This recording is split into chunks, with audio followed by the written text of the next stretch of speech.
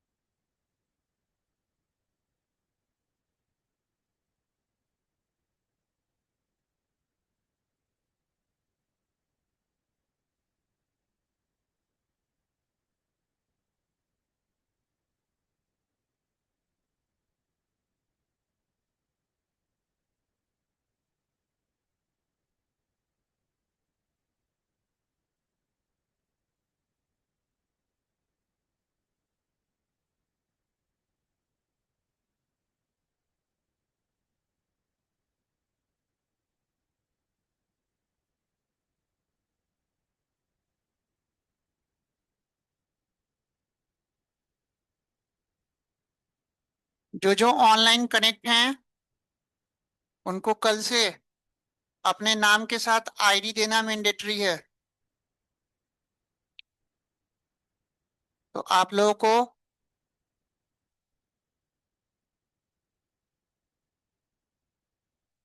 ये मैसेज मैं सेंड कर रहा हूँ, पढ़ लो सब लोग जितने भी ऑनलाइन कनेक्ट हैं। कल से जो जो कनेक्ट होगा ऑनलाइन अपने नाम के साथ ड्यूकेट की आईडी देना मैंडेटरी है। अदरवाइज अलाउड नहीं है। ठीक है। तो सबको ड्यूकेट की आईडी मिली होगी। नाम के साथ आईडी देना मैंडेटरी है। ऑनलाइन में किसी को भी अगर कोई डाउट अगर होता है तो हैंड रेज करना।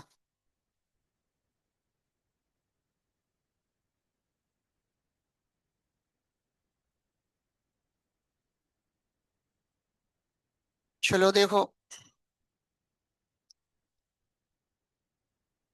तो सबसे पहले एक्सेल में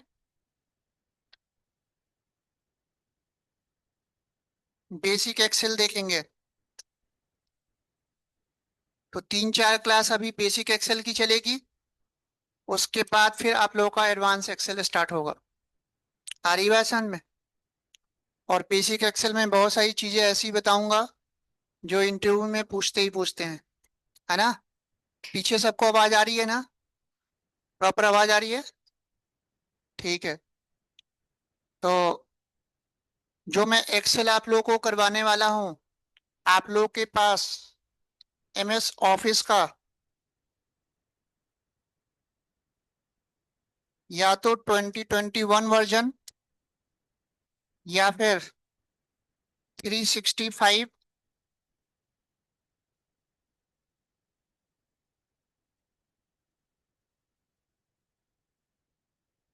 या फिर 2024 होना चाहिए। अगर आपके लैपटॉप में इन तीनों में से कोई एक वर्जन नहीं है तो आपको उस वर्जन को अनइंस्टॉल करके नया वर्जन आपको परचेज करके इंस्टॉल करना होगा। आई बात समझ में। क्योंकि जो जो मैं नई नई चीजें बताऊंगा वो पुराने वाले वर्जन पे काम करेगा ही नहीं। आपने भी लुकअप का नाम सुना होगा। एच लुकअप का नाम सुना होगा। अब आजकल भी लुकअप यूज नहीं होता। एक्स लुकअप आ गया है। सुना है। और एक्स लुकअप केवल इन तीन वर्जन में मिलेगा। अगर 2021 से बिलो वर्जन है तो वहां पे एक्स लुकअप काम ही नहीं करेगा। आ गई बात समझ में। तो आप लोग चेक कर लेना। चेक कैसे करोगे कि आपके सिस्टम में एक्सेल का कौन सा वर्जन है। तो चेक करने के लिए आपको एक्सेल ओपन करना है पहले। और जब आप एक्सेल ओपन करोगे तो चेक करने के लिए आप फाइल मेनू में जाना। और फाइल में जब आप जाओगे तो यहीं पे आपको ऑप्शंस मिल जाएगा। ठीक है। और ऑप्शंस पे जब आप जाओगे, नहीं ऑप्शंस पे नहीं जाना। फाइल में अकाउंट में जाना, और जब आप अकाउंट में जाओगे तो यहाँ पे आपको वर्जन पता चल जाएगा। जैसे मेरे सिस्टम में 2021 है, आ रही बात समझ में? तो यहाँ से आप वर्जन पता कर लेना। अगर आपका 2021 से बिलो वर्जन है, 2019 है, 16 है, तो वो काम नहीं करेगा। ठीक है। उसके लिए आपको क्या करना होगा? आपको क्या करना होगा, उस सारे वर्जन को कंट्रोल पैनल में जाके अनइंस्टॉल करना होगा। और अनइंस्टॉल करने के बाद आपको ये नया वर्जन परचेस करना होगा।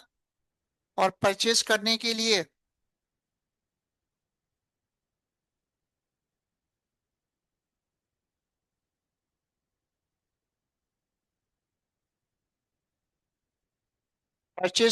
लिए आपको करना क्या होगा?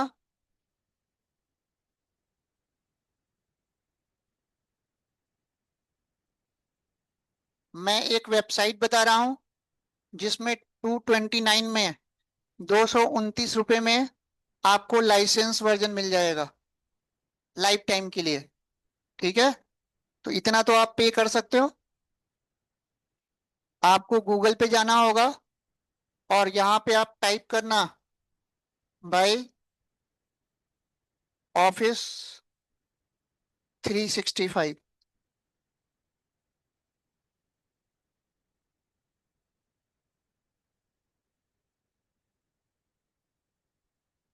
तो जैसे ही आप ये लिखोगे, आपको यहाँ पे नीचे बहुत सारे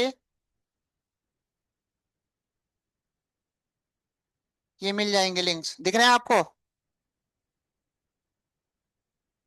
दिख रहा है? आपको सबसे सस्ता आगे दिखेगा।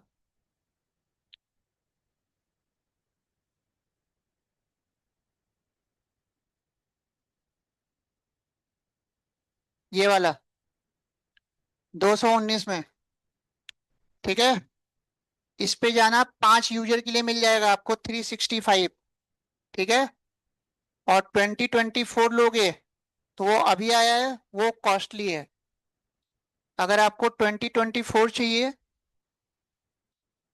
तो वो 649 का है 1 यूजर के लिए। ठीक है। तो बेस्ट ये है कि आप 365 वाला ले लो, ये सस्ता है 219 का। और इस पे जब आप क्लिक करोगे तो आपको ऑनलाइन पेमेंट करना होगा, कैश ऑन डिलीवरी नहीं है। तो आपके पास या तो यूपीआई से पेमेंट करना होगा या डेबिट या क्रेडिट कार्ड से। 219 है, प्लस कुछ टैक्स भी लेगा, है ना, तो कम से कम 225 रुपये का पड़ेगा। और इसमें एम एस ऑफिस 365 में ये सारे एप्लीकेशंस होंगे, ओनली एक्सेल नहीं होगा। पावर पॉइंट, वर्ड, जितने भी एम एस ऑफिस में एक साथ पैकेज होता है, वो सारा लाइसेंस वर्जन मिलेगा आपको। आ गई बात समझ में? तो सबसे पहला काम तो आप लोगों को ये करना है कि जिसके जिसके सिस्टम में नया वर्जन नहीं है, पहले तो आप लोग को ये परचेस करके इंस्टॉल करना होगा। और ये इंस्टॉल तभी होगा जब आप अपने सिस्टम में पुराना वाला वर्जन अनइंस्टॉल कर देना। अगर पुराना भी होगा तो ये इंस्टॉल नहीं होगा। हाँ जी। लेट अलाउड नहीं है, 4 बजे का मतलब 4 बजे। इतना क्लियर? तो यहाँ पे जैसे ही आप ऐड टू कार्ट करोगे, आपके पास व्हाट्सएप पे सारा डिटेल आ जाएगा। ये अपना एक यूजर नेम और पासवर्ड देगा, और उसी यूजर नेम पासवर्ड से आपको लॉगिन करके रखना होगा। तो आपका जो ये एक्सेल है वो लाइव आपका प्रॉपर हमेशा चलेगा, लाइसेंस वर्जन के साथ। समझ में आ गई बात? क्योंकि अगर ऐसा नहीं करते हो तो जो जो मैं आपको नई नई चीजें बताऊंगा वो पुराने वाले वर्जन पे काम ही नहीं करेगा। ठीक है। और आपको लेटेस्ट वाले वर्जन पे काम करना है, क्योंकि कंपनी में अब पुराने वाले वर्जन पे काम नहीं होता। ठीक है। आजकल एक्सेल में बहुत सारे एक्सटेंशंस ऐसे आ गए हैं जो एआई से रिलेटेड हैं। आप एआई पे भी इस पे काम कर सकते हो, है ना। तो इतना समझ में आ गया सबको कि यानी कि हमें जो एक्सेल पे काम करना है, इन तीनों में से कोई एक वर्जन आपके पास होना चाहिए। अगर नहीं है तो मैंने बता दिया कि कहाँ से आपको परचेस करना है। ठीक है। तो 225 रुपये में आपको 5 यूजर के लिए मिल जाएगा। अलग अलग यूजर को शेयर भी कर सकते हो। कोई डाउट?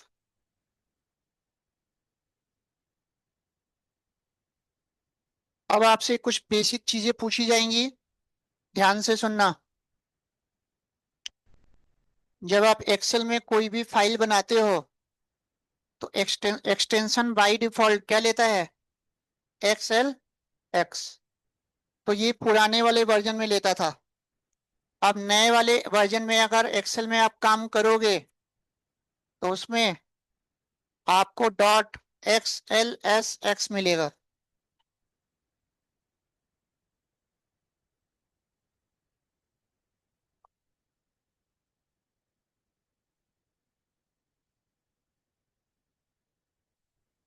तो इंटरव्यू में ये क्वेश्चन आपसे पूछा जाता है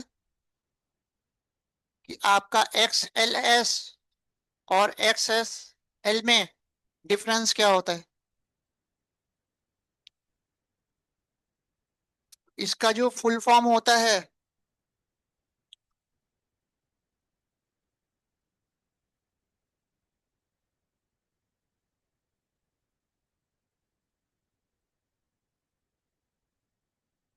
एक्सेल स्प्रेडशीट। ठीक है।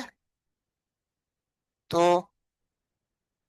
नए वाले में जब आप एक्सेल फाइल बनाओगे तो बाय डिफॉल्ट एक्सटेंशन क्या लेगा?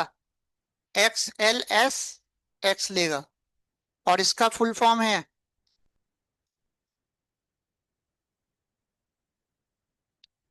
इसको भी कैपिटल में कर देना।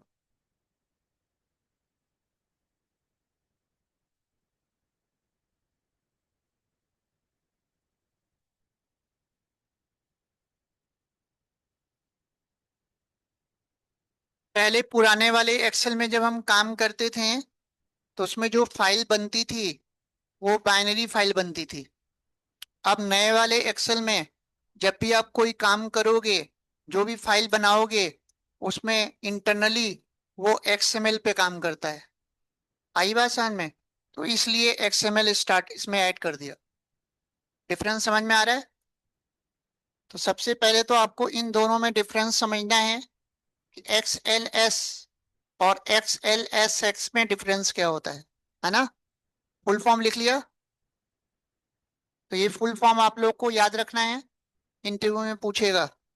और डिफरेंस पूछेगा इसमें और इसमें। तो इसके लिए मैंने एक डॉक फाइल बनाई है, वो मैं आपको गूगल क्लासरूम में शेयर कर दूंगा। वहां से आप लोग डाउनलोड कर लेना, एक बार इसको देख लो। तो इसमें अच्छे से आपको डिफरेंस मिल जाएगा।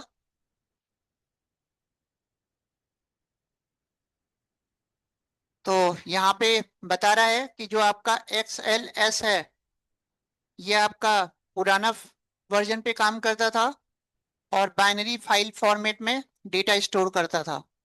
बाइनरी फाइल का मतलब क्या? Byte code. ठीक है, जिसको सिस्टम समझता है। कितना समझ में आ रहा है? और जो न्यूअर वर्जन है वो XML बेस्ड होता है। ठीक है। और देखो क्या क्या डिफरेंसेस होता है। आपका ये जो XLS है, एक्सेल 2003 तक स्टोर होता था। अब 2003 के बाद जो 2007 वर्जन आया, वहां से इसको चेंज करके क्या कर दिया गया? XLSX कर दिया गया। ठीक है। तो ये बाइनरी फॉर्मेट में होता है स्टोर। बंद कर देना गेट।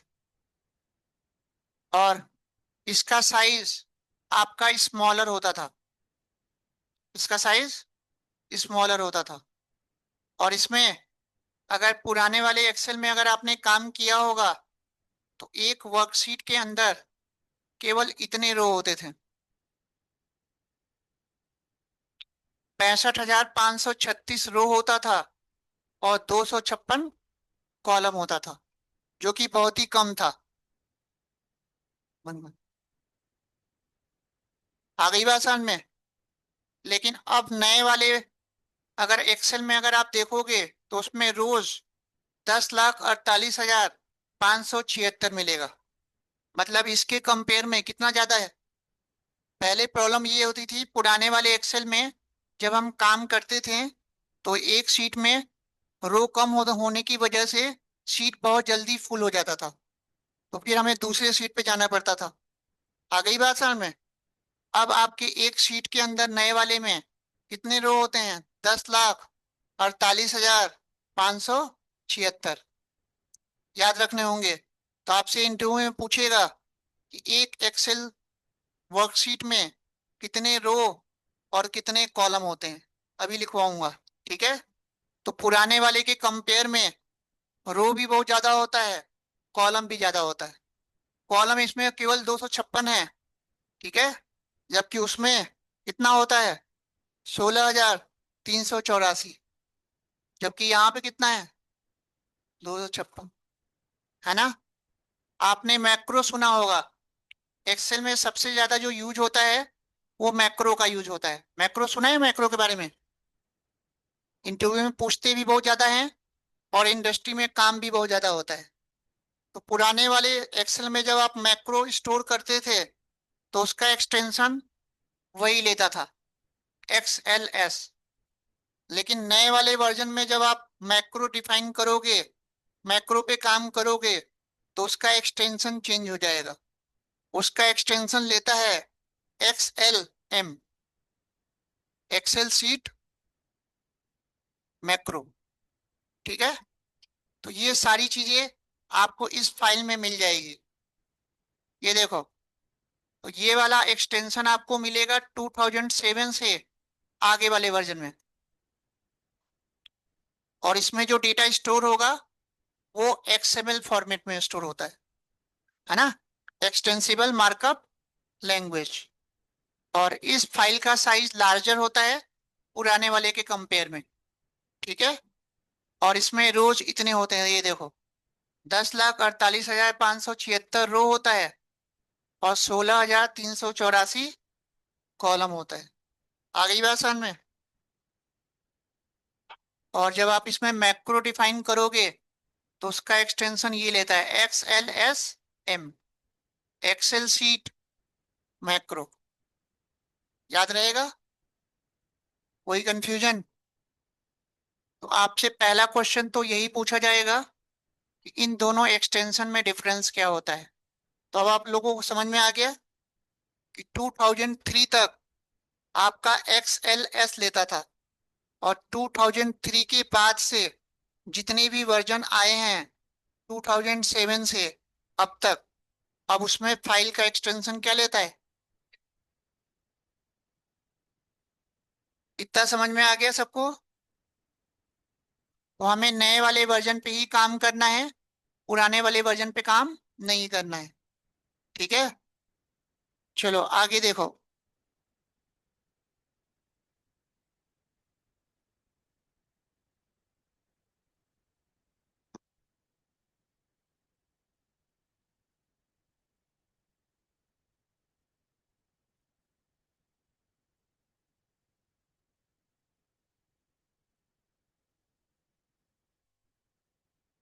तो इतना समझ में आ गया आप लोगों को?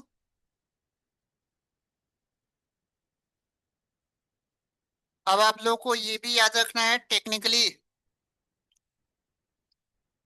एक्सेल में कोई भी फाइल अगर आप बनाते हो तो उस एक्सेल फाइल को इसमें टेक्निकली वर्कबुक बोलते हैं। क्या बोलेंगे? Excel workbook. एक्सेल फाइल नहीं बोलेंगे, एक्सेल वर्कबुक बोलेंगे। ठीक है। और एक्सेल फाइल के अंदर जितने भी आप अलग अलग सीट लोगे उसको टेक्निकली एक्सेल स्प्रेडशीट या एक्सेल वर्कबुक, वर्कशीट बोलते हैं। तो ये चीज अभी से आप लोग को याद रखना है। टेक्निकल नाम बताना है आपको। ठीक है। कोई भी एक्सेल में फाइल बनाओगे तो उसको आप एक्सेल वर्कबुक बोलोगे। और उस वर्कबुक में जितने भी आप अलग अलग पेज लोगे, उस पेज को क्या बोलोगे? स्प्रेडशीट या वर्कशीट। क्लियर? अब आपसे ये भी पूछा जाएगा, अगर आप लोगों ने पुराने वाले एक्सेल पे काम किया होगा तो एक्सेल में जब हम फाइल ओपन करते थे, वर्कबुक, तो बाय डिफॉल्ट 3 शीट ओपन होता था। Sheet 1, sheet 2, sheet 3। अगर पुराने वाले पे अगर आपने किया होगा तो ठीक है। लेकिन नए वाले वर्जन में एक्सेल में जब आप एक्सेल वर्कबुक ओपन करोगे तो सिंगल शीट ओपन होगा एक बार में, एक से ज्यादा ओपन नहीं होगा। क्लियर? अब आपसे इंटरव्यू में ये क्वेश्चन भी पूछा जाएगा कि जब आप कोई भी एक एक्सेल वर्कबुक ओपन करते हो तो उसमें आप मिनिमम कितने सीट ले सकते हो? मिनिमम कितना और मैक्सिमम कितना? तो मिनिमम तो 1 ही होगा, 1 से कम तो हो ही नहीं सकता। और मैक्सिमम 255। आ गई बात समझ में? तो ये कुछ बेसिक बेसिक चीजें हैं, एक बार इसको नोट कर लो। कुछ शॉर्टकट हैं, इसको भी नोट कर लो। आपको ये चीज याद रखना है, आपका 365 हो, 2021 हो या 2024 हो, आपको जो रो मिलेगा वो 10,48,576 मिलेगा। और कॉलम कितना मिलेगा? 16,384। रो का जो लेवल होगा वो 1 से स्टार्ट होगा, और कॉलम का जो लेवल स्टार्ट होगा वो ए से XFD तक, ए से जेड तक जाता है। फिर ए स्टार्ट हो जाता है, फिर AB, ऐसे जाते हुए लास्ट में कॉलम आपको कौन सा मिलेगा? XFD। क्लियर? तो ये कुछ मेन मेन पॉइंट्स हैं, इसको आप लोग नोट कर लो।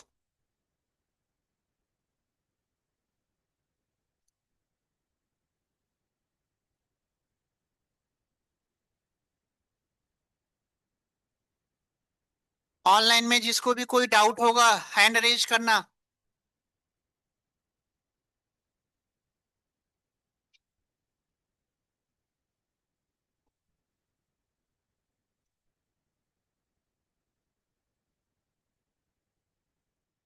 तो ये चीज अभी से आपको याद रखना है, एक एक्सेल फाइल में, वर्कबुक में, आप सिंगल शीट ले सकते हो और 255 ले सकते हो, इससे ज्यादा नहीं ले सकते। लेट अलाउड नहीं है। हाँ जी।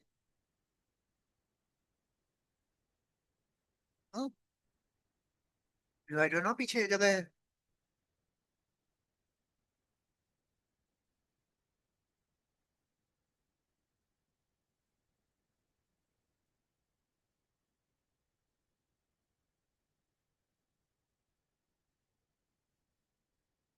पीछे यहाँ तक सबको समझ में आ रहा है?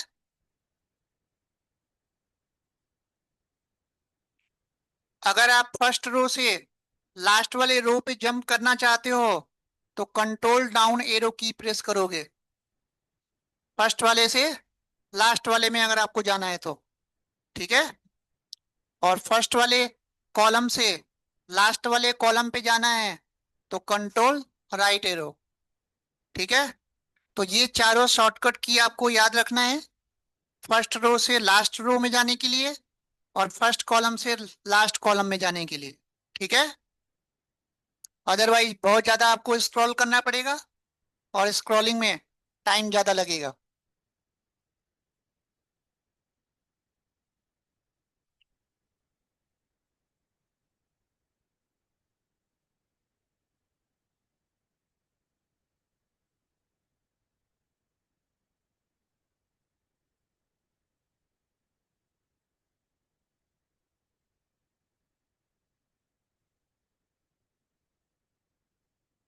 तो कितने रो और कितने कॉलम होते हैं एक शीट के अंदर, अभी से आप लोग को ये सब चीजें याद रखनी होंगी।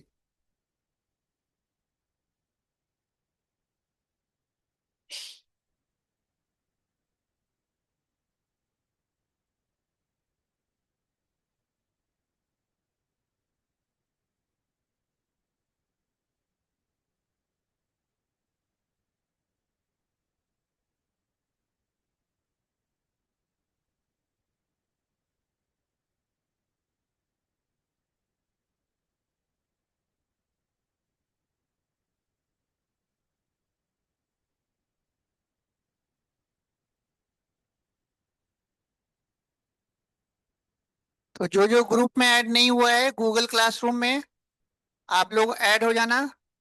तो आज क्लास की रिकॉर्डिंग आपको मिल जाएगी, ठीक है। और उसी गूगल क्लासरूम में रिकॉर्डिंग और साथ साथ जो नोट्स हो आगे आएगा, कुछ फाइल्स होंगी, वो सब शेयर करूंगा, ठीक है।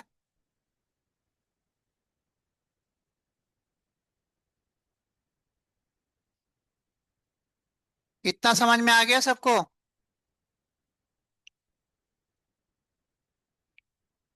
अब क्लासरूम में आप लोग को ऐड कैसे होना है वो भी मैं बता देता हूँ। अभी आप क्या करो, इस नंबर पे व्हाट्सअप करना है।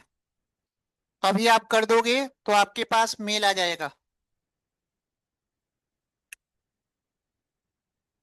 तो जो जो क्लासरूम में ऐड नहीं हुआ है, आप ये सारा डिटेल अभी जो है इस नंबर पे व्हाट्सअप कर दो, इस नंबर पे।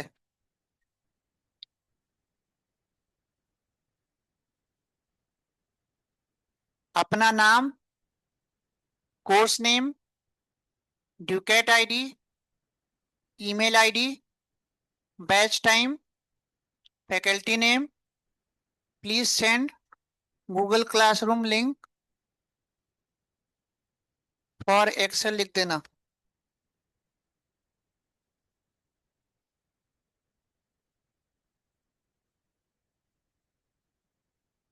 तो ये सारा डिटेल आपको व्हाट्सअप करना है। अभी कर दो तो आपके पास मेल आ जाएगा।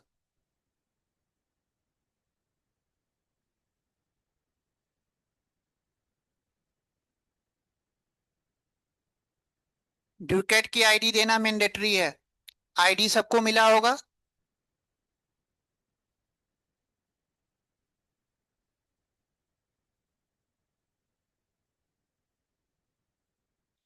कभी कभी मेल स्पैम में आ जाता है, तो स्पैम में भी आप लोग चेक कर लेना, ठीक है। मेल आईडी जो आएगी वो इस नाम से आएगी।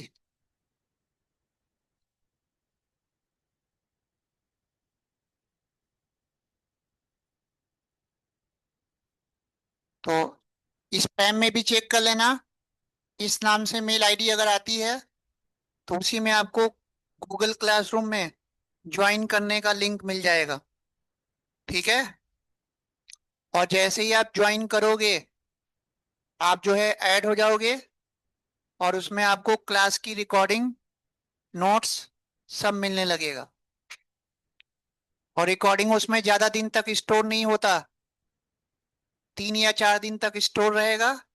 साथ साथ आपको डाउनलोड करना होगा। एक बार डाउनलोड कर लोगे तो हमेशा के लिए आपके पास रहेगा, ठीक है। इतना समझ में आ गया सबको? अब क्लासरूम से डाउनलोड कैसे करना है वो भी देख लो। ये व्हाट्सअप कर दिया सबने?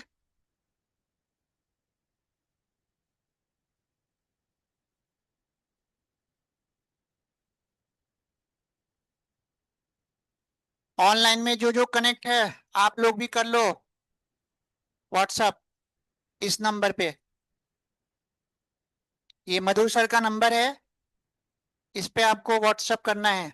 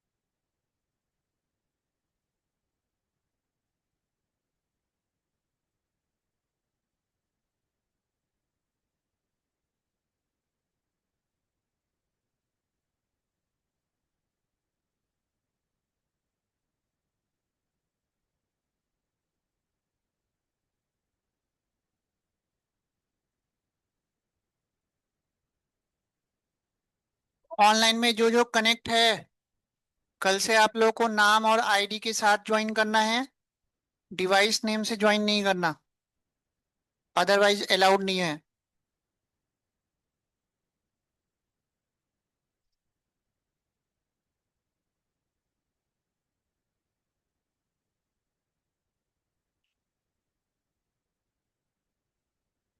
इतना हो गया, आगे बताऊं? चलो आगे देखो। अब अगर आपको डाउनलोड करना हो तो कैसे करोगे? मोबाइल पे डाउनलोड नहीं होगा, लैपटॉप में आपको करना होगा। सबसे पहले जो भी जीमेल आपने दिया है उस जीमेल से लॉगिन हो जाना। ठीक है? तो यहाँ पे आपको गूगल एप्स मिलेगा, और गूगल एप्स में जब जाओगे तो यहीं पे आपको क्लासरूम का एक आइकॉन मिल जाएगा। ठीक है? और इस क्लासरूम में जब जाओगे तो यहाँ पे आपको ये वाला ग्रुप जब ज्वाइन करोगे तो इस वाले ग्रुप में आप ज्वाइन हो चुके होगे। ठीक है? 4 PM एक्सेल। और इसमें जब आप क्लिक करोगे तो इसमें आपको क्लास वर्क मिलेगा। अभी तो कुछ नहीं दिख रहा। अभी मैं जो रिकॉर्डिंग है कल मॉर्निंग में अपलोड करूंगा। ठीक है? तो कल आपको दिख जाएगा। ठीक है? जैसे अभी इतने बच्चे ज्वाइन हो चुके हैं, दिखा रहा है। तो स- बाकी सबके पास मेल आ चुका है, ये देखो। इनके पास मेल जा चुका है। ठीक है? किस चीज की? कौन सा बैच है आपका? किस चीज का? ऊपर। तो ये देखो, जिसने जिसने भेजा है मेल आ चुका है। स्पैम में देख लेना, ज्वाइन नाउ करोगे तो एक्टिव हो जाओगे और आप एक्सेस कर सकते हो। समझ गए? और डाउनलोड कैसे करना है? जैसे मान लो किसी भी क्लास वर्क में गए। ठीक है? तो इस तरह से आपको क्लास वर्क में,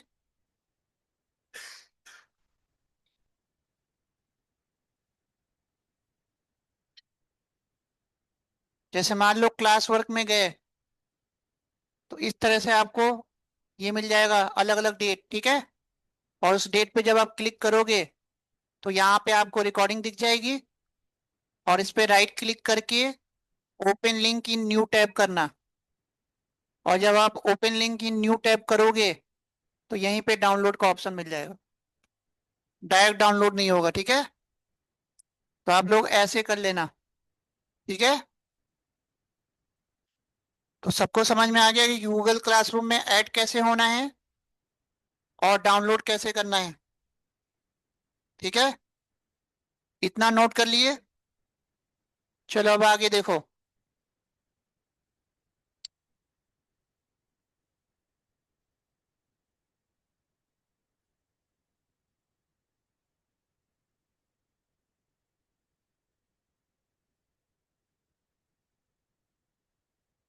अब अगर आप लोगों ने एक्सेल में अगर थोड़ा बहुत काम किया होगा,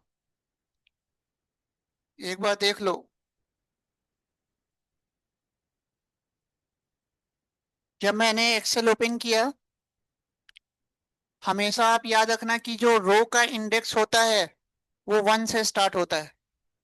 प्रोग्रामिंग लैंग्वेज में इंडेक्सिंग 0 से स्टार्ट होती है, लेकिन अभी से याद रखना एक्सेल में इंडेक्सिंग 0 से स्टार्ट नहीं होता, 1 से होता है। ठीक है? तो रो का इंडेक्सिंग 1 2 3 ऐसे होगा, और कॉलम का जो इंडेक्सिंग होगा वो ABCD से होगा। अभी आप ये फर्स्ट वाले रो में हो, लास्ट वाले रो में जाना है तो कंट्रोल डाउन। तो जैसे ही आपने कंट्रोल डाउन किया, आप लास्ट वाले रो में चले गए, 10,48,576। और फिर से फर्स्ट रो में जाना है तो control up. Shortcut clear? Last वाले कॉलम में जाना है तो कंट्रोल राइट, चले गए। और कंट्रोल लेफ्ट करोगे तो फर्स्ट कॉलम में चले गए। ठीक है? तो इस तरह से आप लास्ट वाले कॉलम में, लास्ट वाले रो में जंप कर सकते हो। चीजें क्लियर हैं? चलो, अब इतना आपको पता है कि एक्सेल में अगर आप लोगों ने थोड़ा बहुत काम किया होगा तो आपको पता है कि इसमें फॉर्मूला बनाना होता है। मेन एक्सेल में सारा काम फॉर्मूला के बेस पे होता है। अब फॉर्मूला हम दो तरह से बना सकते हैं, है ना।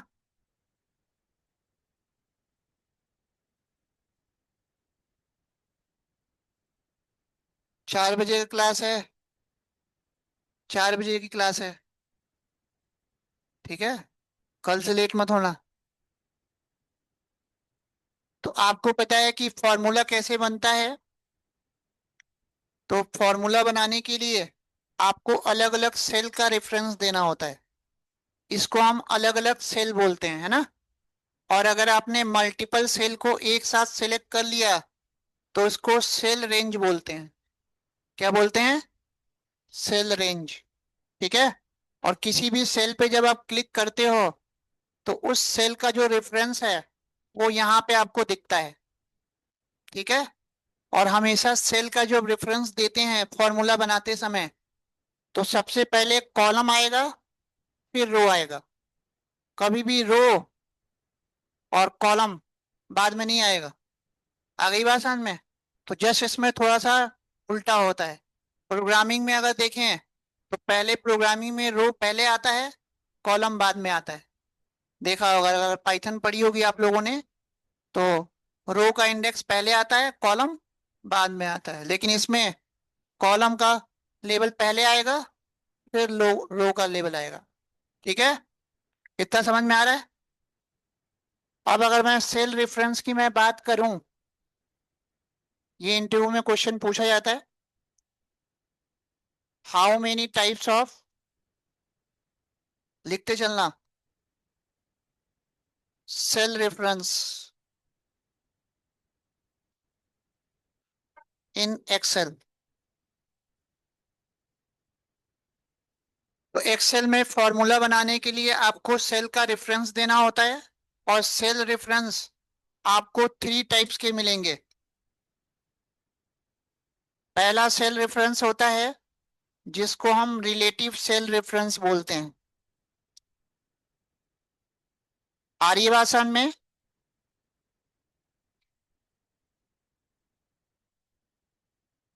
दूसरा सेल रेफरेंस होता है जिसको हम एब्सोल्यूट बोलते हैं।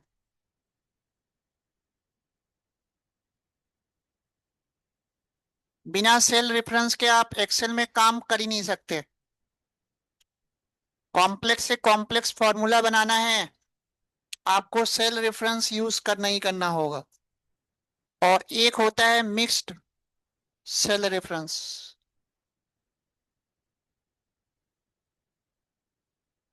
तो एक्सेल में हम 3 टाइप का सेल रेफरेंस बनाना सीखेंगे।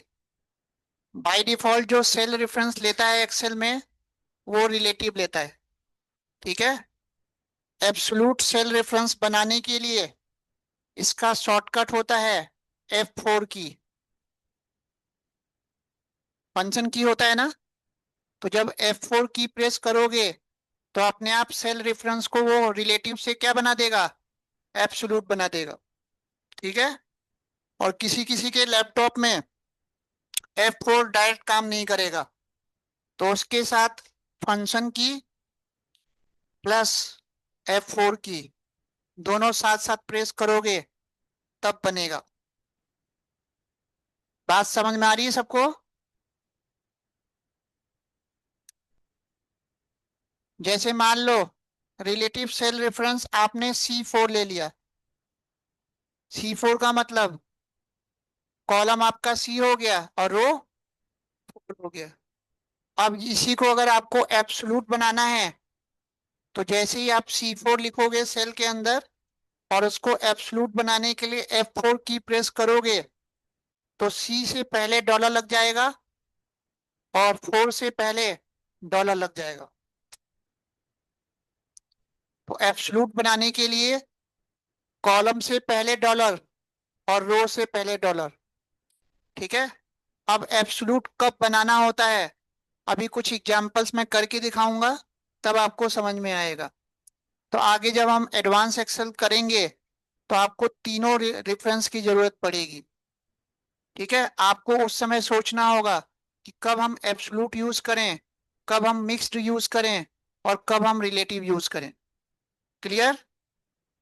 तो एब्सोल्यूट सेल रेफरेंस को लिख लेना, फिक्स्ड सेल रेफरेंस भी बोलते हैं।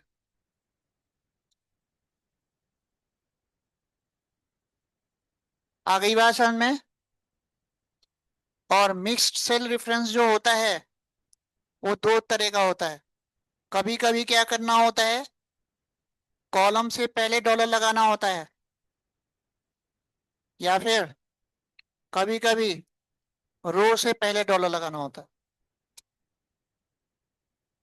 दोनों के साथ नहीं लगेगा, या तो कॉलम के साथ या तो रो के साथ। या तो हम रो को फिक्स करेंगे या फिर कॉलम को फिक्स करेंगे। तो आगे जब हम कॉम्प्लेक्स फॉर्मूला बनाना सीखेंगे तो आपको मिक्स सेल रेफरेंस की जरूरत पड़ेगी। बात समझ में आ गई? तो कभी हम कॉलम को फिक्स करेंगे, कभी हम रो को फिक्स करेंगे।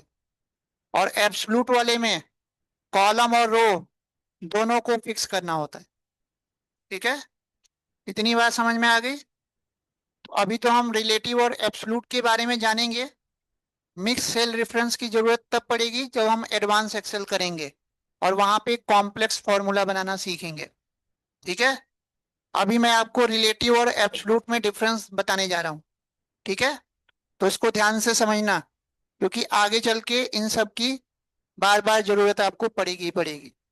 ठीक है, तो आपको सोचना होगा कि कब मैं रिलेटिव यूज करूं और कब मैं एब्सोल्यूट यूज करूं। इतना क्लियर?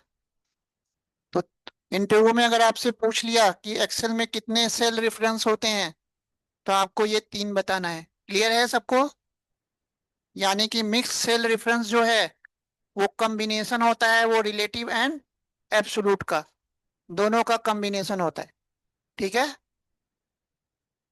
और बाय डिफॉल्ट एक्सेल कौन सा सेल रेफरेंस काम करता है? रिलेटिव। ठीक है, तो रिलेटिव हमें बनाना नहीं होता, बाय डिफॉल्ट अपने आप देता है।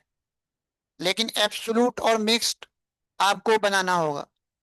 ठीक है, वो सिचुएशन पे डिपेंड करेगा कि आपका फॉर्मूला कैसा है।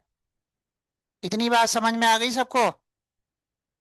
चलो आगे देखो। जहां किसी को कोई डाउट होगा तो पूछ लेना। बिल्कुल बेसिक चीजें मैं बता रहा हूं अभी। मान लो मैंने यहाँ पे अलग अलग सेल में कुछ वैल्यू ले ली। ठीक है, अब आपसे बोल दिया गया कि मेरे को इन सारे वैल्यू में 2 से मल्टीप्लाई करना है। ठीक है, या इन सब में हमें 5 ऐड करना है। ठीक है, इन सारे वैल्यू में मेरे को क्या करना है? 5 ऐड करना है। तो मैं क्या करूंगा, यहाँ पे फॉर्मूला बनाऊंगा। फॉर्मूला बनाने के लिए इक्वल साइन लगाना मैंडेटरी है। बिना इक्वल लगाए आप एक्सेल में फॉर्मूला बना ही नहीं सकते। ठीक है, फॉर्मूला आप दो तरह से बना सकते हो, एक फंक्शन का यूज करके और एक विदाउट फंक्शन। ठीक है, तो दोनों तरह से सीखना है। फंक्शन का यूज करके बनाओगे तो फॉर्मूला इजी हो जाता है ना? अब मैं कैसे करूंगा, इस पे क्लिक करूंगा, अपने आप सेल ले लिया C3। अभी ये कौन सा सेल रेफरेंस लिया? रिलेटिव। रिलेटिव लिया। अब मैं इसमें क्या करूंगा, 5 ऐड कर दूंगा, है ना? 5 ही तो ऐड करना था सब में। अब मैं बार बार सबके लिए फॉर्मूला नहीं बनाऊंगा, एक के लिए अगर मैंने फॉर्मूला बना दिया, अब इसी को मैं नीचे ड्रैग एंड ड्रॉप करूंगा तो सबके लिए फॉर्मूला वो ऑटोमेटिक बनाता जाएगा। तो फॉर्मूला बनाने का यही एडवांटेज होता है, एक बार आपको मेहनत करनी है, बाकी के लिए अपने आप वो खुद करेगा। ठीक है, अब होगा क्या, यहाँ पे रिलेटिव सेल रेफरेंस लेने का एडवांटेज ये होगा कि अभी तो यहाँ पे 15 आ जाएगा। अब जैसे ही मैं इसको यहाँ पे नीचे ट्रैक करूंगा तो अपने आप यहाँ पे C4 ले लेगा, और C4 में वैल्यू कितनी है? और ये 5 तो फिक्स है, तो अब देखो काम आपका हो गया। ये देखो,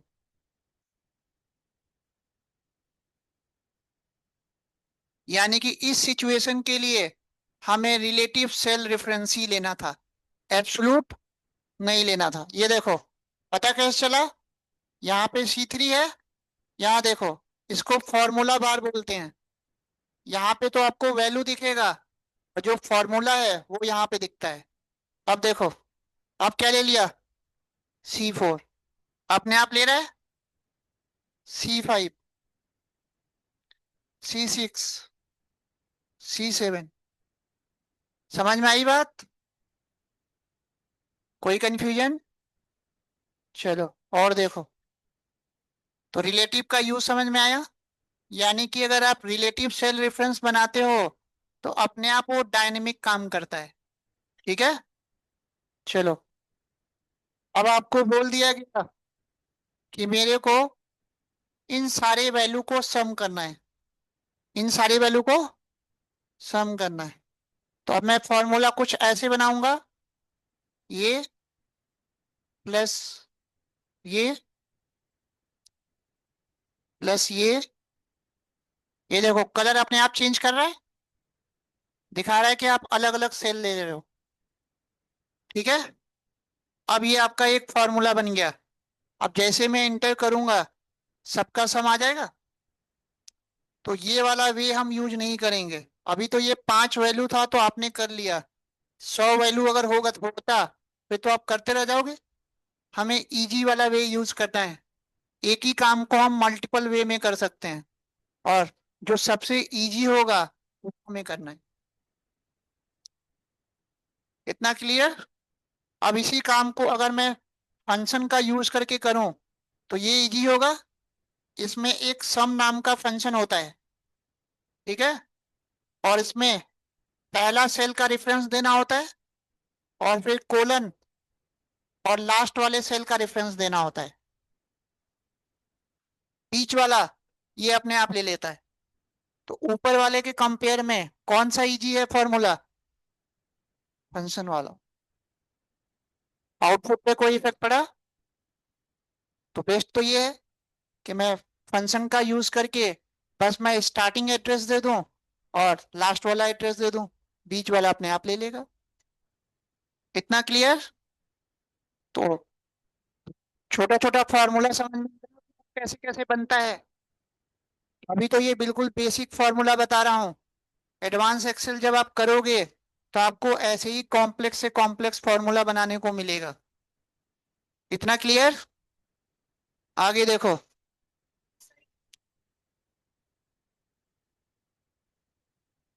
वही तो आपको जानना है, उसी के तो पैसे मिलेंगे आपको। अगर कोई बता दे कि नहीं आप एब्सोल्यूट यूज करना है, तो फिर कंपनी आपको रखेगी क्यों? ठीक है, अब वही अब मैं बताने जा रहा हूँ कि एब्सोल्यूट कब यूज करेंगे। ठीक है, देखो, रिलेटिव तो समझ में आ गया आपको। अब देखो, आपकी रिक्वायरमेंट ये थी, अभी जब मैंने रिलेटिव का यूज किया था तो ये और +5 दे दिया था, तो हमारा ये रिलेटिव प्रॉपर काम कर रहा था, है ना। अब आपकी सिचुएशन चेंज हो गई, इन सारे में जो भी वैल्यू मेरे को ऐड करना है वो वैल्यू मेरा यहाँ पे दे रखा है। ठीक है, अभी जो इसके पहले जो मैंने फॉर्मूला बनाया था उसमें 5 आपका फिक्स था, है ना। अगर आपको चेंज करना होगा तो सब में चेंज करना पड़ेगा। अब यहाँ पे मैं क्या करूंगा, डायनेमिक बनाऊंगा, यहाँ पे 5 दे दिया। अब जब मैं फॉर्मूला जब बनाऊंगा इसके बेस पे, तो मेरे को फॉर्मूला को चेंज नहीं करना पड़ेगा, पहले वाले में फॉर्मूला को चेंज करना पड़ेगा। यहाँ पे वैल्यू मैं 5 की जगह पे दे दूंगा, उसके अकॉर्डिंग काम करेगा, है ना। तो ध्यान से देखना, अब आपको करना क्या है कि इस वैल्यू से इसमें आपको ऐड करना है या मल्टीप्लाई करना है, कुछ भी करना है ना। तो अब मैं अगर रिलेटिव फॉर्मूला बनाता हूं तो यहाँ पे ये काम नहीं करेगा, फेल कर जाएगा। देखें, ये देखो, ये प्लस ये, अब क्या होगा, पहला आंसर तो आपका सही आएगा, लेकिन जैसे ही अब मैं नीचे ड्रैग करूंगा तो ये C3 की जगह पे C4 हो चुका होगा, और B5 की जगह पे B6 हो चुका होगा, और B6 में कुछ डेटा है। तो यहाँ पे रिलेटिव यूज नहीं कर सकते इस सिचुएशन में। आंसर आपका गलत आएगा, ये देखो। पहले में 5 तो ऐड हो गया, बाकी में ऐड हुआ क्यों? ये देखो फॉर्मूला देखो, यहाँ C3 B5 हो गया। अब देखो यहाँ पे, और B6 में तो कुछ डेटा तो है ही नहीं। अब समझ में आ गई? इसका मतलब अब हमें करना ये होगा कि ये जो B5 जो सेल है, इसको हमें फिक्स करना होगा, ताकि जब मैं नीचे ड्रैग एंड ड्रॉप करूं तो ये तो डायनेमिकली चेंज हो, ये चेंज ना हो, तब तो आंसर सही आएगा। तो अब मैं कुछ नहीं करूंगा, यहाँ पे क्लिक करके इस B5 को F4 की करके यूज करके इसको एब्सोल्यूट बना दूंगा। टाइप नहीं करना आपको डॉलर, टाइप ही करते रह जाओगे। F4, बस वहां पे क्लिक करके जिसको एब्सोल्यूट बनाना है, अपने आप वो रो एंड कॉलम से पहले डॉलर लगा देगा। बन गया एब्सोल्यूट। अब जैसे ही आपने एब्सोल्यूट बनाया, अब देखो आपका आंसर अब सही आ गया। तो ऐसे सिचुएशन में आप रिलेटिव यूज नहीं कर सकते, क्या यूज करोगे? एब्सोल्यूट। अब देखो क्या हुआ, C3 B5, C4 B5, fix है। तो आगे जब मैं आप लोगों को अलग अलग टास्क दूंगा तो आपको सोचना होगा कि कब आप रिलेटिव बनाओ और कब आप एब्सोल्यूट बनाओ। अब थोड़ा आपको रिलेटिव और एब्सोल्यूट में डिफरेंस क्लियर हुआ? अभी भी कोई डाउट है किसी को? तो समझ में आया कि फॉर्मूला कैसे कैसे बनता है, एक तो फंक्शन का यूज करके और एक डायरेक्ट। फंक्शन से अगर आप फॉर्मूला बनाते हो तो वो इजी रहता है ना? थोड़ा बहुत समझ में आया आप लोगों को?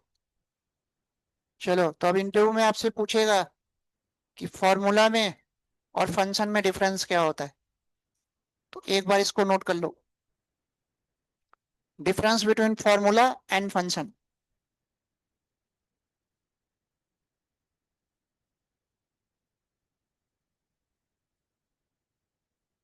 तो अभी तक जो बेसिक बेसिक चीजें मैं बता रहा हूँ सबको आ रहा है समझ में ना? अभी जो मैंने बताया वही चीज लिखा है, फॉर्मूला और फंक्शन में डिफरेंस। तो मेन आपको एक्सेल में बस फॉर्मूला ही है, फॉर्मूला अगर आपको बनाना आ गया तो एक्सेल में कुछ नहीं है। तो इंटरव्यू में क्वेश्चन पूछा जाता है कि what is difference between formula and function, तो नोट करो।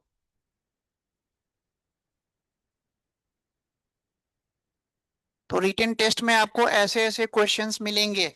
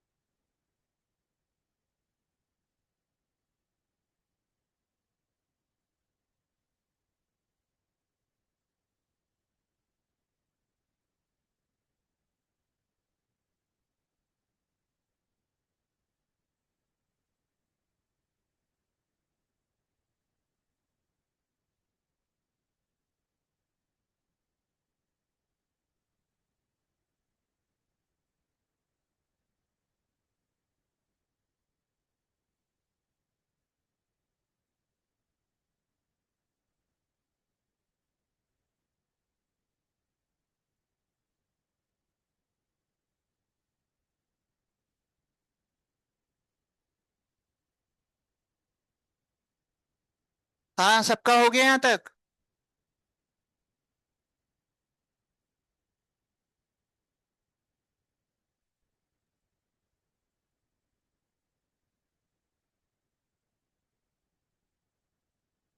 पीछे हो गया सबका?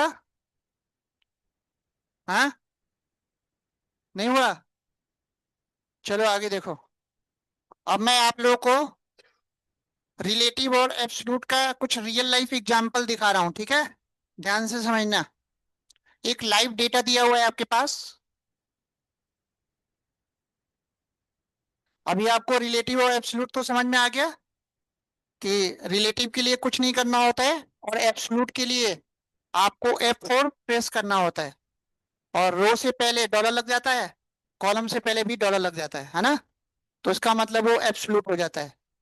एक मैंने लाइव डेटा डाउनलोड किया है, एक रेस्टोरेंट कंपनी का है, ठीक है?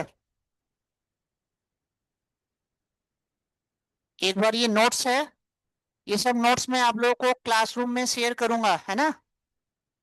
एक बार पढ़ लो। रिलेटिव में और एब्सोल्यूट में डिफरेंस क्या होता है, एक बार पढ़ लो। गूगल क्लासरूम में शेयर करूंगा ये सब नोट्स, ठीक है?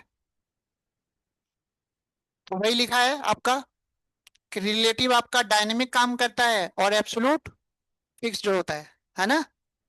चलो, अब आपके पास ये एक डेटा है, मैंने डाउनलोड किया है प्रैक्टिस के लिए। लाइव डेटा है आपका एक रेस्टोरेंट कंपनी का, ठीक है? दिख रहा है सबको? पीछे दिख रहा है या साइज बड़ा करूं? है? थोड़ा सा साइज बड़ा करता हूँ।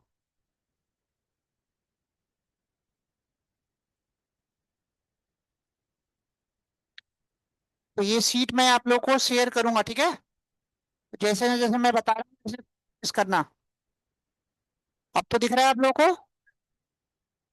इसमें अलग अलग मीनू आइटम्स दे रखा है, प्राइस डॉलर में दे रखा है, क्वांटिटी दे रखी है, सेल टैक्स है, और ये टोटल है। अब मेरे को फॉर्मूला बनाना है, ठीक है? अब ध्यान से समझना, फॉर्मूला इसका बनेगा कैसे। ये पहले के लिए जो हमने फॉर्मूला बनाया हुआ है, प्राइस मल्टीप्लाई क्वांटिटी और मल्टीप्लाई ये टैक्स, ये तो होगा। हाँ, अगर आपको इस मीनू आइटम का ये सिंगल यूनिट का ये प्राइस है और 15 क्वांटिटी ले लिया है, तो आपको इन दोनों में पहले तो मल्टीप्लाई करना पड़ेगा, प्लस ये जो सेल टैक्स है इसको भी तो मल्टीप्लाई करना पड़ेगा। तब आपका ये, अब ये तीनों को जब ऐड करोगे तो ये टोटल आएगा। तो यहाँ पे फॉर्मूला क्या बना? B4 C4 D4। इसमें तो कोई दिक्कत नहीं है। अब यहाँ पे जो ये फॉर्मूला बना है, C4 प्लस E2, E2 यहाँ पे है, और ये सेल टैक्स बिल्कुल फिक्स होगा सबके लिए। आ रही बात समझ में?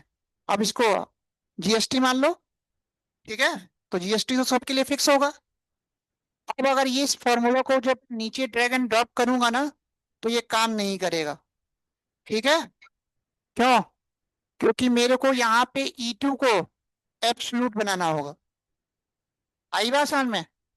क्योंकि जब मैं इस सेल को, जब मैं नीचे ड्रैग एंड ड्रॉप करूंगा, तो B4 की जगह पे B5 आ जाएगा, C4 की जगह पे C5 आ जाएगा, और E2 की जगह पे E3 आ जाएगा। और E3 में तो टोटल है। अब तो आपका ये एरर आ गया, क्योंकि नंबर में स्ट्रिंग को तो ऐड कर नहीं सकते, मल्टीप्लाई कर नहीं सकते, ये देखो। यानी कि जब तक मैं E2 को एब्सोल्यूट नहीं बनाऊंगा तब तक ये फॉर्मूला काम करेगा। तो ये देखो, अब यहाँ पे आपको इस सिचुएशन में समझ में आ गया कि यहाँ पे एब्सोल्यूट बनाना था। तो ये आपको सोचना होगा, कोई बताएगा नहीं कि कहाँ एब्सोल्यूट यूज करना है और कहाँ पे रिलेटिव। अब देखो यहाँ पे मैंने रिलेटिव बना लिया, तो कोई आंसर गलत आ रहा है? अब ये वैल्यू कहाँ से आ गई?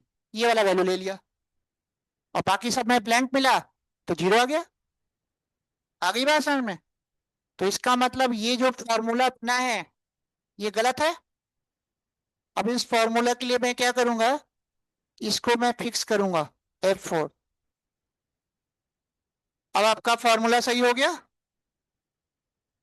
चलो, अब जब मैं नीचे ड्रैग एंड ड्रॉप करूंगा तो बिल्कुल सही आंसर आएगा। आ रहा है प्रॉपर? समझ में आया कि कहाँ एब्सोल्यूट बनाना था?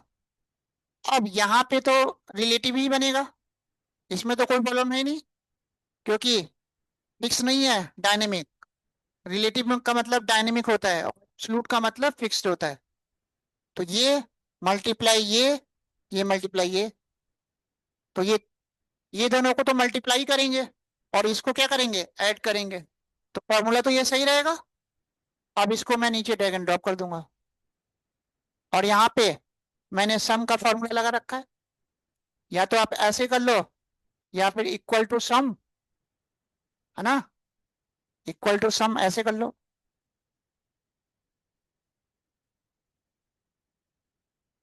अभी बताया।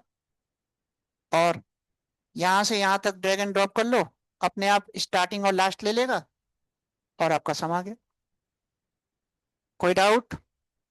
अब ये फॉर्मूला बनाने का एडवांटेज ये हुआ कि अब कहीं पे भी मैं वैल्यू चेंज करता हूं, अपने आप ये डायनेमिकली चेंज करेगा। ये देखो, चेंज कर रहा है। कहीं भी मैं क्वांटिटी कम ज्यादा करूंगा, प्रॉपर ये काम करेगा। यही अगर मैं फॉर्मूला नहीं बनाया होता तो प्रॉब्लम आती। चलो, तो इस वाले एग्जाम्पल से अब आपको थोड़ा समझ में आया कब आपको एब्सोल्यूट बनाना है, कब रिलेटिव बनाना है। ठीक है। अब और देखो, दूसरा आपका टास्क ये दे दिया गया, इस शीट में आपका ये टोटल वैल्यू आ गई, है ना, और इस टोटल वैल्यू को मेरे को दूसरे शीट में ले जाना है। ठीक है। अब अगर गलती से आप इस वैल्यू को कॉपी कर लिया आपने, ठीक है, वैल्यू को क्या किया, कॉपी कर लिया और दूसरे शीट में ले जाना है मान लो कहीं पे, और पेस्ट किया, काम कर रहा है? काम इसलिए नहीं कर रहा है, रेफरेंस एरर आ गया। तो आपको हमेशा याद रखना है कि अगर फॉर्मूला के बेस पे अगर आपका ये वैल्यू आ रहा है तो इस वैल्यू को आप दूसरे सीट पे डायरेक्ट कॉपी नहीं कर सकते। अब मेरे को ये वैल्यू चाहिए, ठीक है, और डायनेमिक चाहिए।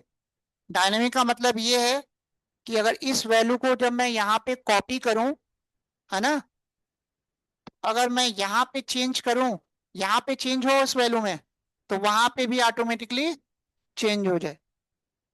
समझ में आ रही है बात? तो अब वहां पे हम फॉर्मूला कैसे बनाएं कि ये वाली वैल्यू वहां पे डायनेमिकली क्या हो, कॉपी हो जाए।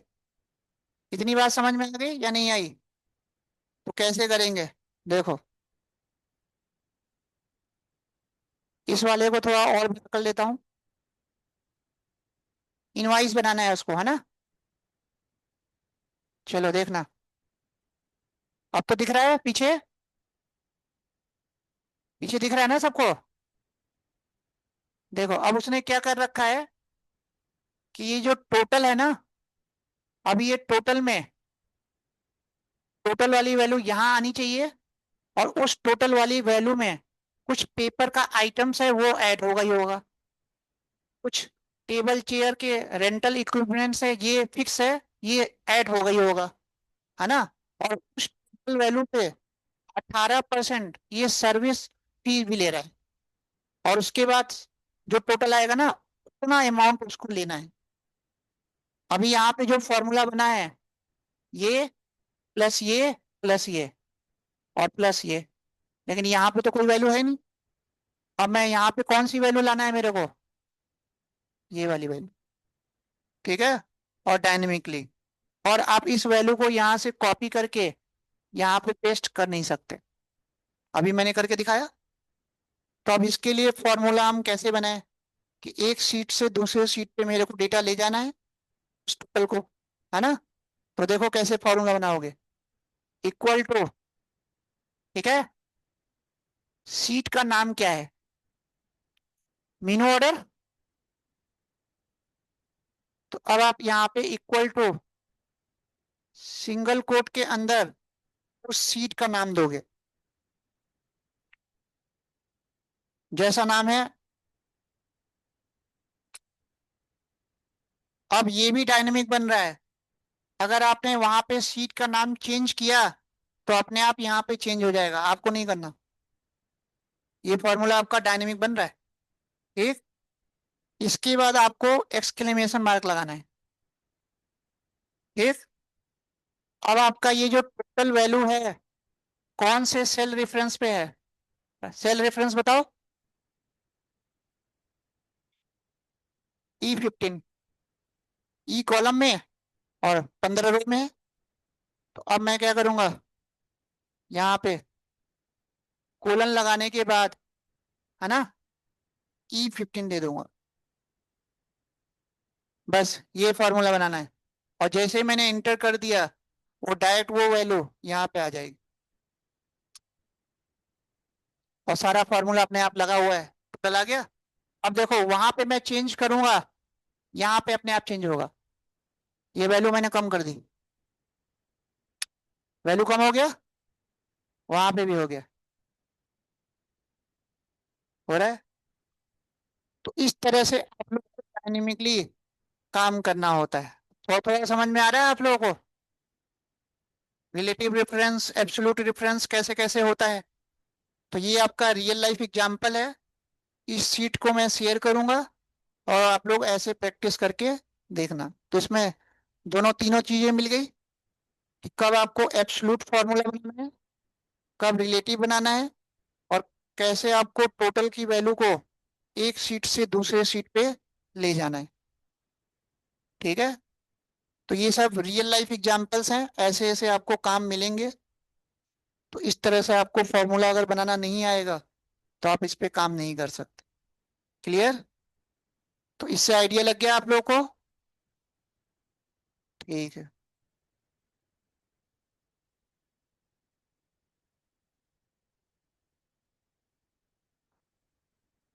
अभी तक जितना मैंने बताया सब समझ में आ रहा है आप लोगों को।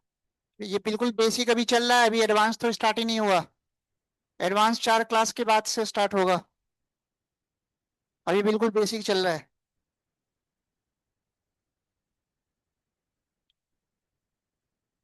चलो और देखो।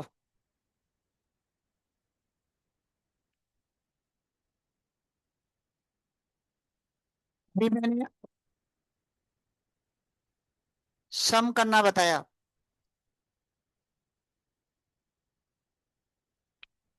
तो 3 तरह से मैंने फॉर्मूला बनाया। मैं चाहता हूं कि मेरे को फॉर्मूला बनाना भी ना पड़े और ये सम अपने आप कर दे। ठीक। मतलब फॉर्मूला बनाने का काम वो खुद करे, हमें ना करना पड़े, है ना। तो सबसे इजी वे है, आप इस सबको सेलेक्ट करो, है ना। और यहाँ पे एक ऑटो सम का बटन होता है, देखा। और जैसे ही ये ऑटो सम पे क्लिक करोगे ये वही फॉर्मूला बनाएगा जो अभी हमने बनाया था खुद से। ये देखो। अब ये फॉर्मूला कौन सा बना, ये बनाया जो अभी मैंने बना के दिखाया था। अगर ये वाला ऑप्शन आप यूज करते हो तो गलती होने के चांसेस ना के बराबर, खुद ही कर रहा है। तो ये सब शॉर्टकट जो चीजें हैं इन सबको आपको ज्यादा यूज करना है। इसमें एक तो गलती होने के चांसेस ना के बराबर और काम आपका फास्ट होगा। ठीक है। अब देखो, अब आपसे बोल दिया कि इस इन सारे डेटा का मेरे को सब नहीं करना, एवरेज करना है। तो अब एवरेज करने के लिए इसमें आपका एक एवरेज नाम का फंक्शन होता है और एवरेज फंक्शन में भी आपको ऐसे कुछ देना होगा, स्टार्टिंग लास्ट। आ गया। तो ये भी आपको करने की जरूरत नहीं है, ये भी वो खुद करेगा। यहाँ पे जब ऑटो सम पे क्लिक करोगे तो सारे ऑप्शन दे रखा है। आपको सम करना है, एवरेज करना है, काउंट करना है, मैक्स निकालना है, मीन निकालना है। तो अगर मैंने एवरेज कर दिया तो अपने आप एवरेज वाला फॉर्मूला बना दिया। मैक्स कर दिया मैक्स वाला फॉर्मूला बना दिया। देखो मैक्स 60 है, मिन कर दिया, मिनिमम वैल्यू बता दिया, बता रहा है, काउंट कर दिया, काउंट कर रहा है। टोटल कितने सेल हैं? आपका ये काम कितना आसान कर दिया। ऑटो सम समझ में आया सबको? तो इस ऑटो सम के अंदर आपको auto average, auto count, auto max, auto मिन, ठीक। और देखो, तो ये सब चीजें जो मैं बता रहा हूँ, ये सब आज आप लोगों को थोड़ा प्रैक्टिस कर करके समझना है, ठीक। बिल्कुल बेसिक है, जिनकी आगे जरूरत पड़ेगी, ठीक। और देखो,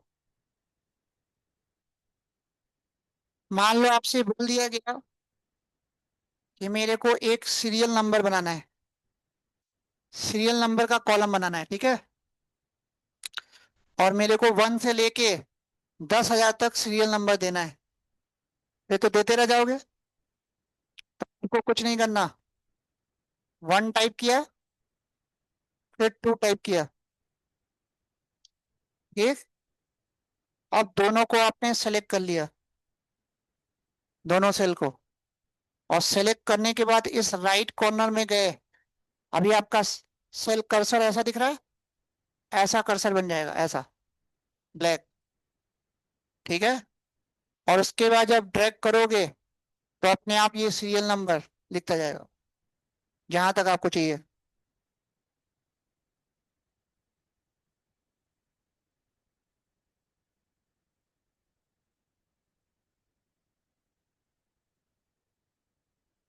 बात समझ में आई?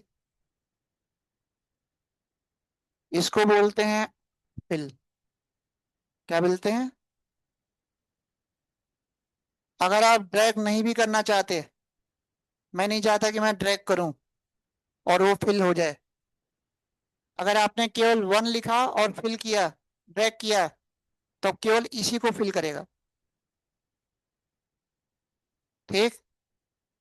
आप ड्रैग या तो टॉप टू बॉटम कर सकते हो, या लेफ्ट टू राइट कर सकते हो,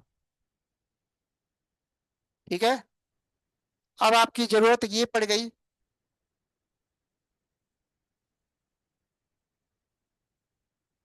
कि मेरे पास ये वैल्यू है और मेरे को ये इस लेफ्ट साइड मेरे को वैल्यू चाहिए, तो लेफ्ट साइड तो मैं डायरेक्ट कर ही नहीं सकता,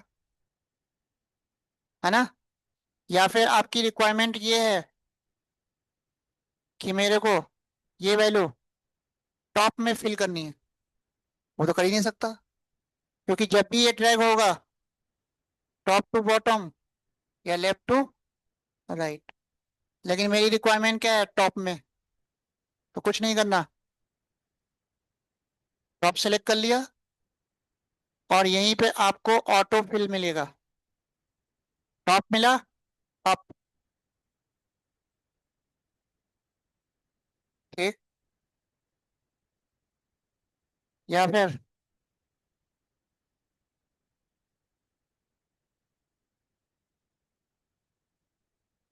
लेफ्ट, ठीक, बिना ड्रैग के। तो ऑटो फिल में आपको डाउन मिलेगा, राइट मिलेगा, अप मिलेगा, लेफ्ट मिलेगा। तो अप और लेफ्ट तो मैंने बता ही दिया। राइट वाले के लिए आप सीधे क्या कर सकते हो, ऐसे सेलेक्ट कर लो, आप ड्रैग नहीं करना चाहते,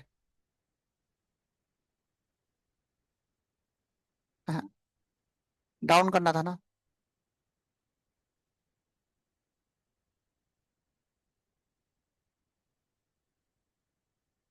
ठीक। तो सारे ऑप्शंस आपको दे रखे हैं, आप जैसा करना चाहो वैसा कर सकते हो। और देखो इसका एडवांटेज,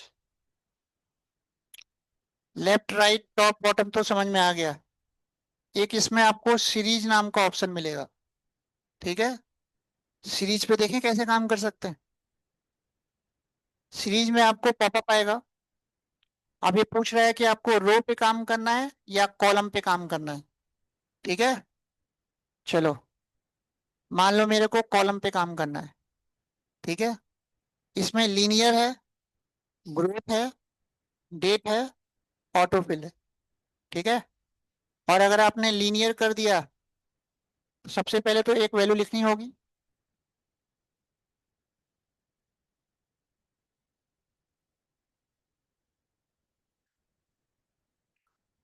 अब लीनियर में आपने क्या कर दिया, ओके कर दिया, तो सेम यही वैल्यू क्या करेगा, फिल कर देगा। कर रहा है। और यहाँ पे एक एक का गैप क्यों लिया, क्योंकि यहाँ पे हमने सीरीज में स्टेप में 1 दे रखा था। आ रही बात समझ में। अब यहाँ पे पूछ रहा है कि 1 से लेके कहाँ तक आपको जाना है। आप ऐसा भी कर सकते हो, मान लो मेरे को 1 से लेके 20 तक जाना था। एक मिनट रुको, मैंने ज्यादा सेलेक्ट कर लिया सेल, मेरे को नहीं पता, सेल मैंने ज्यादा सेलेक्ट कर लिया। और हमें जाना केवल 1 से 20 तक है, तो मैंने स्टॉप वैल्यू क्या दे दी, 20। तो केवल ये 1 से 20 तक ही लिखेगा, आगे नहीं लिखेगा। देखा। अब देखो मैंने सेलेक्ट नहीं किया तो कम ही लिया, अगर ज्यादा किया होता तो बस वहीं तक जाता जहां तक मैंने लिखना था। समझ में आई बात। और देखो,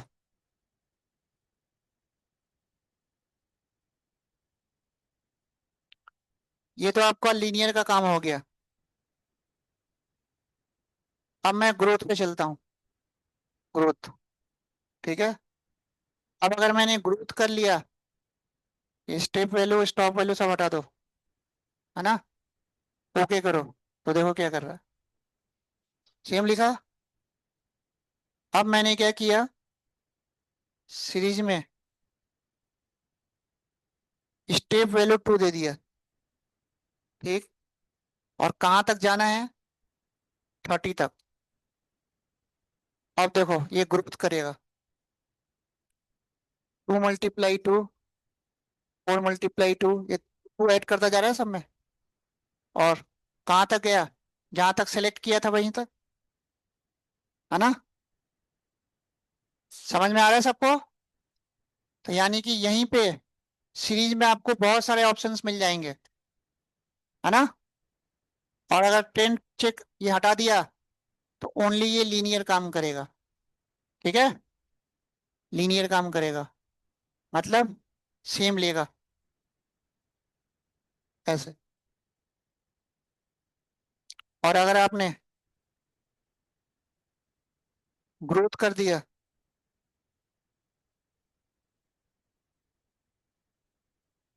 तो ये सब सारा आपको कर करके देखना है। ग्रोथ ले लिया आपने, ठीक है। अब ये देखो सेम लेगा।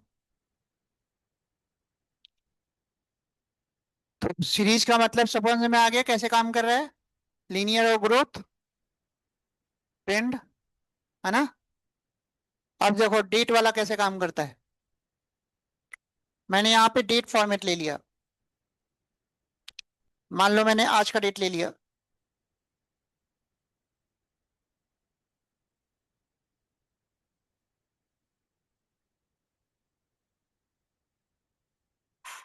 अब आगे का डेट मेरे को लिखना नहीं है, खुद ही फिल करे, सीरीज डेट। और कितने का गैप लेना है, एक का लेना है, तो सिक्वेंशियल आएगा, 2 दे दिया तो आएगा 6, 8, 10, 12, कितने का गैप। अगर 1 दिया होता तो सिक्वेंशियल ऑर्डर में आता। क्लियर। तो ये सीरीज का बहुत एडवांटेज है, इसमें सारे ऑप्शंस आपको मिल जाएंगे। डे लेना है, वीक डे लेना है, मंथ लेना है, ईयर लेना है, सारा कुछ दिया हुआ है, करके देख लोगे। तो इस तरह से आपको ऑटो सम और ऑटो फिल यूज क्लियर हुआ। फ्लैश फिल का यूज हम बाद में देखेंगे। एक जस्टिफाई आता है, जस्टिफाई कैसे काम करता है, जस्टिफाई आपका नंबर पे काम नहीं करेगा। आपकी रिक्वायरमेंट कुछ ऐसी दे दी गई, ध्यान से सुनना। मेरे पास एक पैराग्राफ है।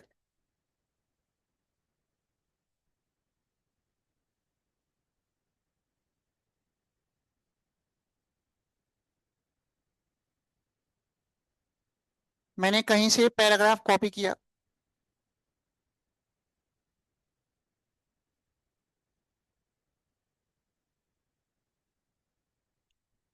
ये पूरा पैराग्राफ मैंने यहाँ से यहाँ तक कॉपी किया। ठीक। कहीं से कोई भी पैराग्राफ। और इस पैराग्राफ को मैंने इस एक्सेल के एक सेल में पेस्ट कर दिया। साइज बड़ा कर लो। आ रही बात समझ में? यानी कि पूरा पैराग्राफ केवल आपके एक सेल के अंदर है। हाँ।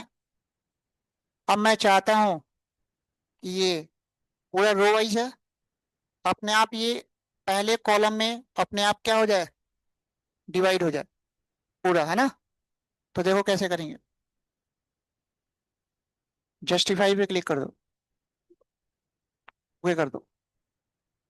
ये देखो, अलग अलग इसने डिवाइड कर दिया कितनी आसानी से, अलग अलग वर्ड को। अब समझना इजी हो गया उसके कंपेयर में।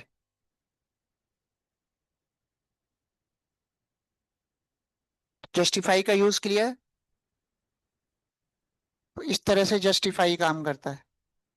आ गई बात समझ में?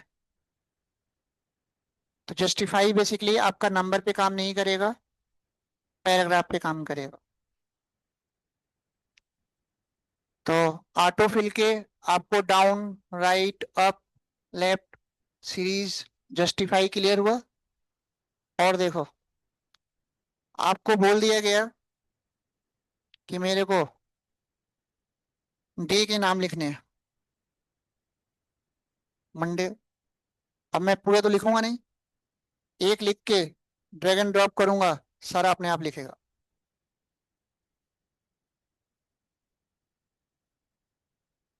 लिख रहा है? ऐसे कर लो या ऐसे कर लो। ठीक है। तो ये कैसे कर रहा है?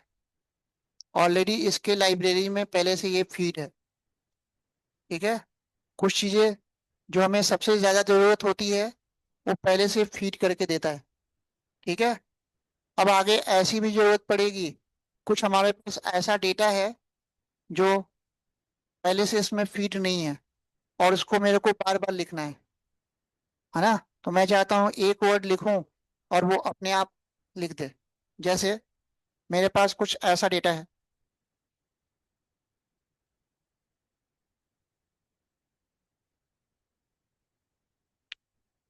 नॉर्मल,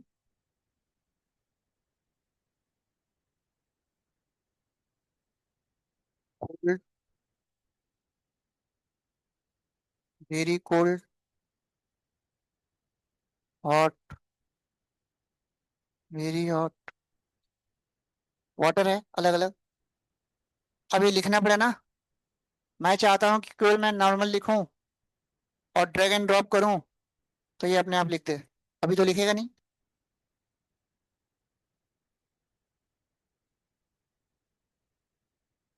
ठीक है। अभी क्या लिख रहा है? ये मेरे में लिख रहा है क्योंकि मैंने इसको ऐड कर रखा है। आप अपने एक्सेल में अगर लिखोगे तो नहीं करेगा। ये मैंने ऐड कर रखा है इसलिए। आप लिखोगे, लिख के देखो, कर रहा है ऐड। तो हम अपना डेटा भी इसकी एक बार लाइब्रेरी में ऐड कर देंगे तो हमारा काम आसान हो जाएगा। केवल नॉर्मल नॉर्मल लिख रहा होगा, ये नहीं लिख रहा होगा। हाँ। तो ये मैंने ऐड कर रखा है इसलिए मेरे में आ रहा है। ठीक है। अभी मैं हटा दूंगा तो फिर नॉर्मल नॉर्मल ही आएगा। तो आगे हम एडवांस एक्सेल में सीखेंगे कि अब कुछ डेटा ऐसा है जिसको मेरे को बार बार चाहिए तो मेरे को लिखना ना पड़े, एक वर्ड लिखूं और ड्रैग एंड ड्रॉप करूं अपने आप वो आ जाए, है ना? तो और देखो, तो सारी चीजें क्लियर हो रही हैं आप लोगों को?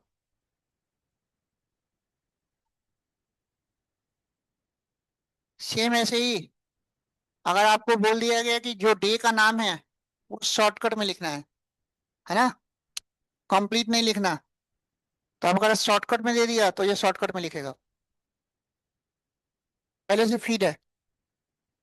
ठीक है, सेम ऐसे ही आपको मंथ का नाम लिखना है। अब मंथ के नाम में लिखने में गलती हो सकती है, अपने आप लेगा।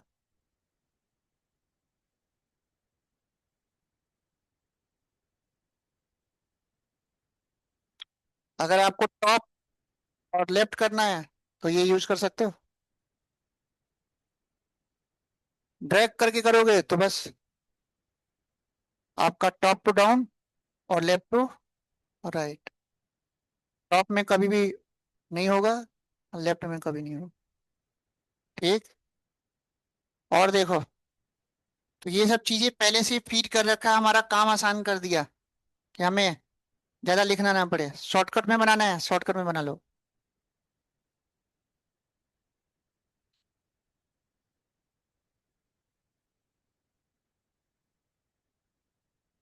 ठीक,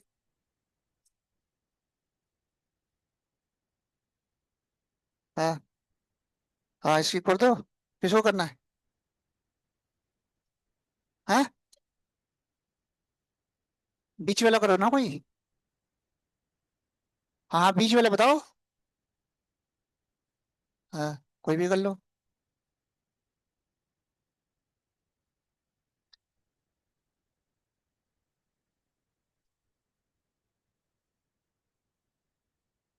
हाँ, कंटिन्यू चलता रहेगा। जनवरी से ऑब्वियस सी बात है, जब दिसंबर आ जाएगा और उसके आगे भी डायरेक्ट करोगे तो ए से जनवरी आ जाएगा। हाँ जी, हाँ जी, हाँ जी। आ रही बात समझ में? चीजें क्लियर हो रही हैं?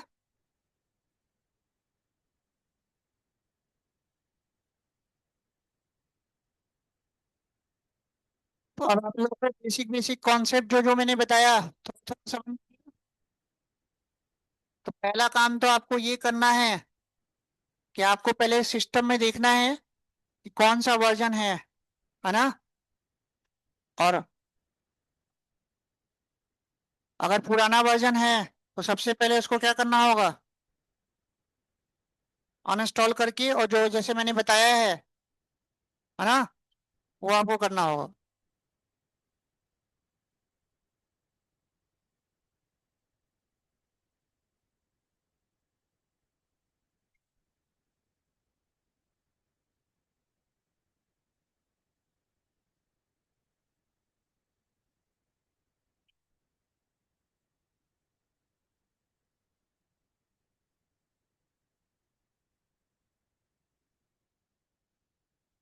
तो यहाँ तक बेसिक चीजें समझ में आया आप लोगों को?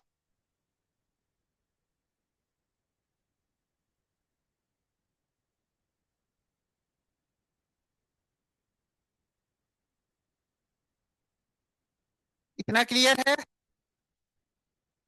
ग्रुप में है? अब आगे फिर हम कल और थोड़ा और एडवांस चीजें बताऊंगा, कुछ फॉर्मूला सिखाऊंगा, ठीक है? तो आज वाली रिकॉर्डिंग एक बार देख लेना, है ना, कल सुबह अपलोड करूंगा। और कुछ अगर डाउट्स होगा तो देख लेना एक बार। फिर कल आप लोग को टाइम से 4 बजे आना है, ठीक है? चलो कल आगे करेंगे।